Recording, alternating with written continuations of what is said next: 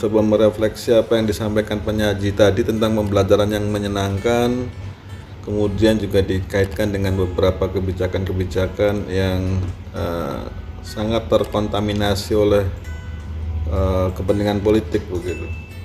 Saya rasakan sekali belum mencapai titik optimal bisa menghasilkan kualitas output yang bisa dipertanggungjawabkan. Fenomenanya mungkin juga terlahir dari formulasi rekrutmen guru yang luput dari perhatian begitu. Selama ini kan ketika itu terjadi, betapa kita menyadari bahwa kompetensi guru menjadi keyword, menjadi kata kunci untuk bisa memformulasikan, untuk bisa mengkonstruksi bagaimana pembelajaran menyenangkan di kelas itu bisa berhasil guna dan berdaya guna. Nah, tentu saja ini terjadi ketika memang kita belum menemukan jawaban secara pasti dan hasil secara pasti tentang pembelajaran yang menyenangkan itu. Nah, yang perlu kita ingat, oh ya, berarti profesi guru itu harus ada kompetensi tambahan di samping 4 kompetensi tadi begitu. Bagaimana dia juga bisa meng-create sebuah konsep entrepreneur yang mengedukasi begitu. Dan salah satunya adalah ya landasan filosofinya ya harus timbul suasana senang. Bukankah kesenangan itu dilahirkan dari sesuatu yang indah?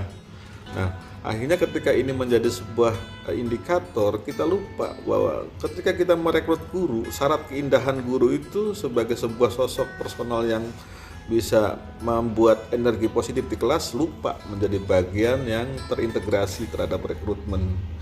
Nah, menurut saya ini juga harus menjadi sebuah politikal pendidikan ya, yang bisa melahirkan syarat-syarat rekrutmen guru yang kemudian marwah guru itu menjadi terangkat di komunitas sosial.